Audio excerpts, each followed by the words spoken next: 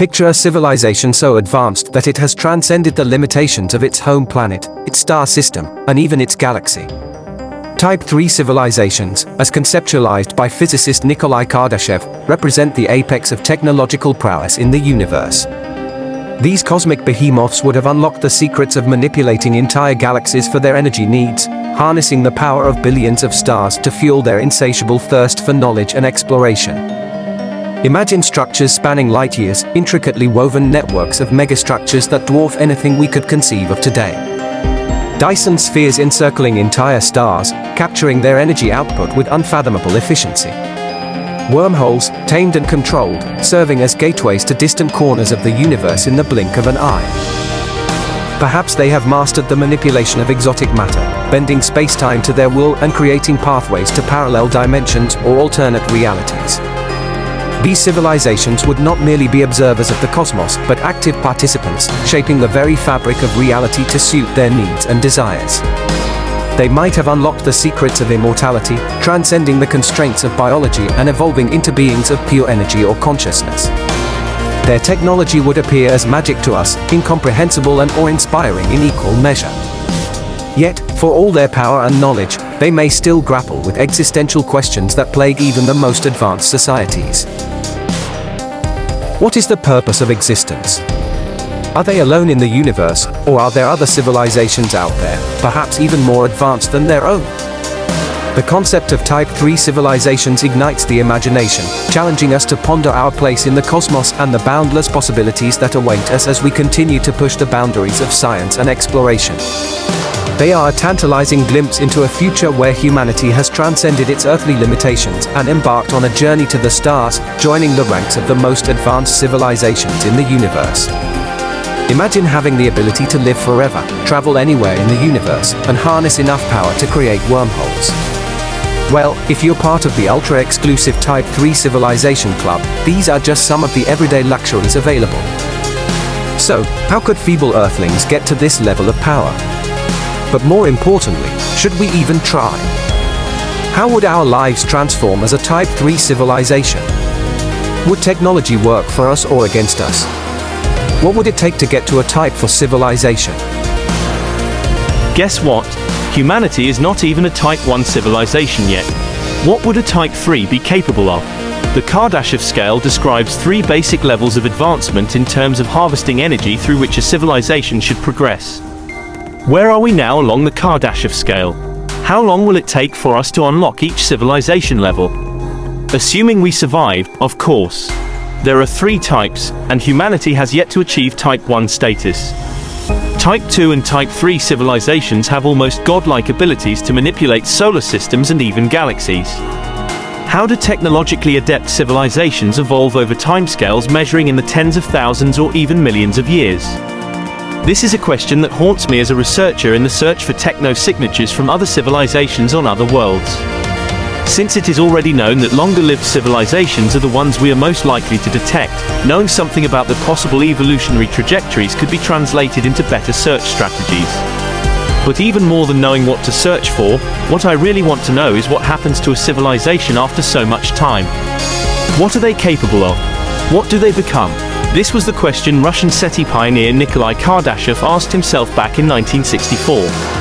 His answer was the now famous Kardashev scale. Kardashev was the first, but not the last scientist to try and formalize the steps or stages of the evolution of civilizations. Now, I'm no futurist, but I think I can predict one thing. Humans love to use energy, and in the future, we're going to use even more of the stuff.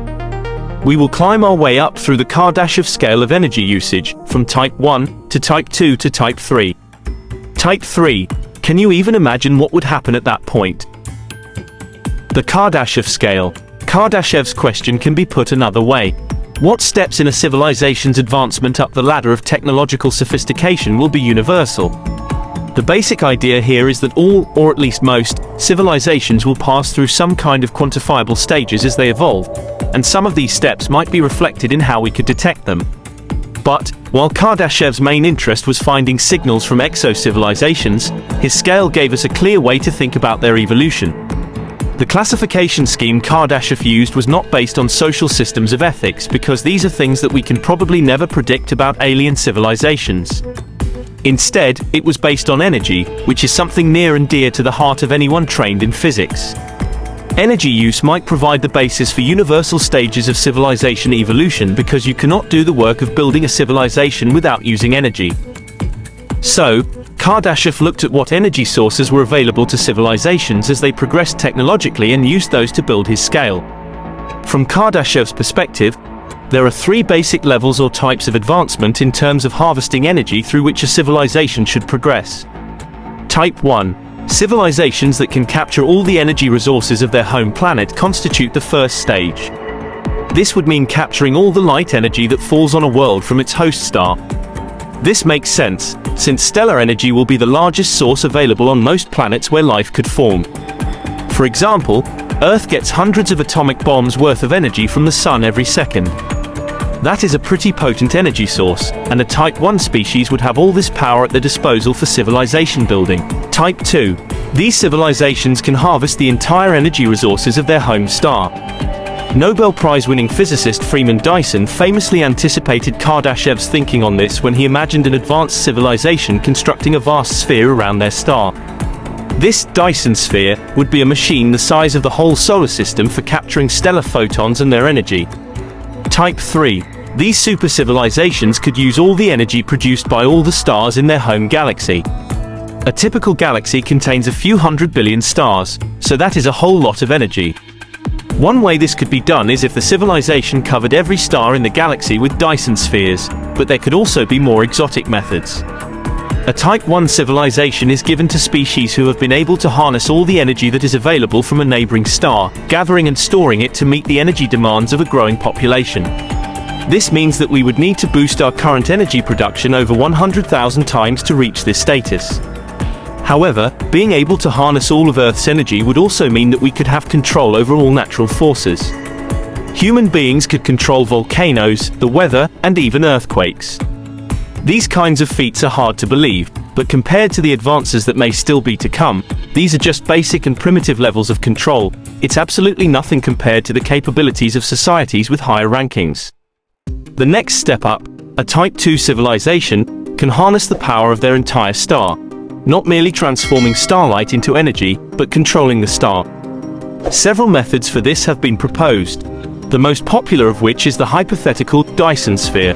This device would encompass every single inch of the star, gathering most, if not all, of its energy output and transferring it to a planet for later use.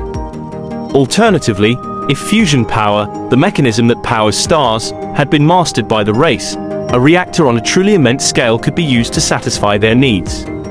Nearby gas giants can be utilized for their hydrogen, slowly drained of life by an orbiting reactor. What would this much energy mean for a species? Well, nothing known to science could wipe out a Type 2 civilization. Take, for instance, if humans survived long enough to reach this status, and a moon-sized object entered our solar system on a collision course with our little blue planet, we'd have the ability to vaporize it out of existence. Or if we had time, we could move our planet out of the way, completely dodging it.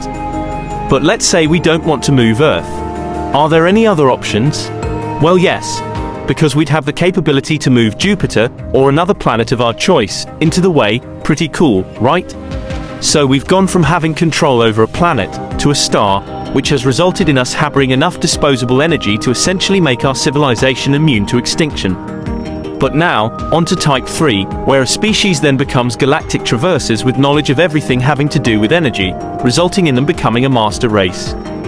In terms of humans, hundreds of thousands of years of evolution, both biological and mechanical, may result in the inhabitants of this Type 3 civilization being incredibly different from the human race as we know it. These may be cybernetic organisms, also called cyborgs, beings that are both biological and robotic, with the descendants of regular humans being a subspecies among the now highly advanced society.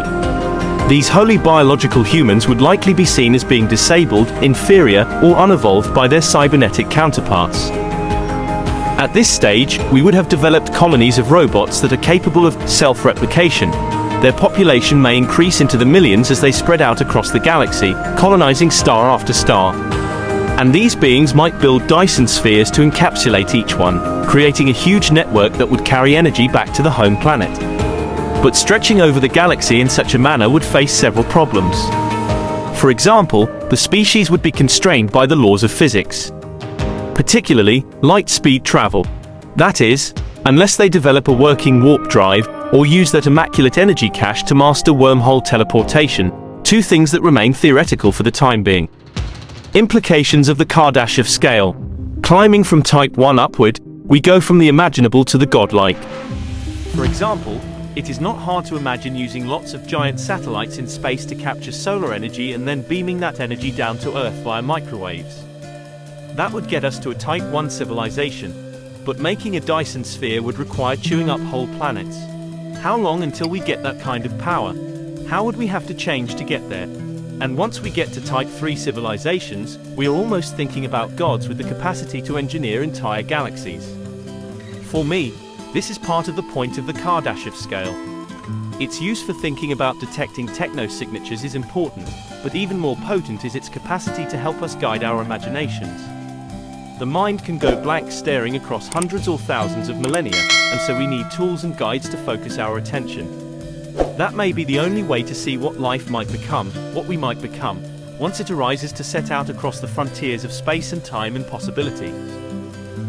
On the Kardashev scale, which measures a civilization's technological ability to harness energy, we're still stuck at Type 0. To graduate to Type 1, we'd have to take full advantage of all of the Earth's energy and any energy that comes our way, such as sunlight. And according to physicist Michio Kaku, we'll get there in a century or two. But to get to Type 2, where we harness the energy of our sun, Dr. Kaku estimates we're a few thousand years away. Which is, frankly, pretty optimistic. To reach Type 3, where a civilization harnesses the power of its entire galaxy, Michio estimates we're looking at anywhere from 100,000 to 1 million years. So if we manage to fast forward 1 million years, what would our lives look like? With the ability to harness nearly limitless energy from any planet or star within sight, we could live anywhere we wanted. Maybe we could build an even better Earth or an entirely new solar system from scratch. Looking for a tropical beach planet? It's all yours. Or how about a mushroom planet? Sure, we can do that. Earth, Mars, and every planet in our solar system might just be husks at this point. We would have mined them of all their resources to build Dyson swarms. No, I'm not talking about a swarm of fancy vacuums, but millions of energy-collecting satellites that could swarm around a star and turn it into one big battery. But to truly become a Type 3 civilization, we'd need swarms of Dyson swarms, collecting an unfathomable amount of energy from all of the stars in our entire galaxy. At this point, humans would have harnessed biotechnology to its fullest, and we would likely become a race of cyborgs, so advanced we'd be indiscernible from robots. We'll have brain implants that allow us to hear and perceive color. And Elon Musk is working on melding AI with the human brain with his company, Neuralink. Just imagine where this techno-evolution will take us in 1 million years. To survive warp speed travel, we may very well have to modify our flesh and bone bodies into something more resilient. This is all wishful thinking, though. As AI improves exponentially, robots will rapidly outsmart and outnumber humans. They might consider us to be too useless, whiny, and, well, obsolete. If we're lucky, they'll keep us around as pets or wildlife. Or we may have to start acting more like them, ridding ourselves of any emotion or moral conscience. At this point, I would be self-replicating on an exponential scale and could strip a planet with little remorse for whatever creatures live there. I'm sorry, guys, but you all know our slogan. We are the Borg, and resistance is futile. With almost limitless resources as a Type 3 civilization, we would have enough power to harness Planck energy, the energy of space-time. Physics at this level would be vastly different from what we know today. According to Einstein's theory of relativity, our ability to travel faster than light is impossible. But at the Planck scale, we could build a wormhole to get us around. As a Type 3 civilization, we would not need resource management with almost an infinite energy supply. At this point, we'd be godlike with enough biotech to make us immortal and nearly indestructible. If anything stood in our way, well, we could snap our fingers and call it a day. Thanks to Kardashev, we've got a great way of considering our place in the universe. Assuming we don't wipe ourselves out, we've got a bright future ahead. We have reached a turning point in society. According to renowned theoretical physicist Michio Kaku, the next 100 years of science will determine whether we perish or thrive. Will we remain a Type 0 civilization, or will we advance and make our way into the stars? Experts assert that, as a civilization grows larger and becomes more advanced, its energy demands will increase rapidly due to its population growth and the energy requirements of its various machines. With this in mind, the Kardashev scale was developed as a way of measuring a civilization's technological advancement based upon how much usable energy it has at its disposal. Kardashev believed a Type 4 civilization was too advanced and didn't go beyond Type 3 on his scale. He thought that, surely, this would be the extent of any species' ability. Many think so, but a few believe there is a further level that could be achieved. I mean, surely there is a limit. Type 4 civilizations would almost be able to harness the energy content of the entire universe, and with that, they could traverse the accelerating expansion of space. Furthermore, advanced races of these species may live inside supermassive black holes. To previous methods of generating energy, these kinds of feats are considered impossible. A Type 4 civilization would need to tap into energy sources unknown to us using strange, or currently unknown, laws of physics. Over time, we would eventually exhaust our entire galaxy's resources. In this case, we'd need to advance to become a Type 4 or 5 civilization to explore and harvest energy from the rest of the universe. Without a resource limit as a Type 4 civilization, we'd have no reason to value the universe around us beyond our own technological gains. In other words, we'd get pretty bored, like getting 100% completion in your favorite video game on the most challenging difficulty setting. Don't worry. We've got a lot more in store before the robots take over. As always, that's a story for another day.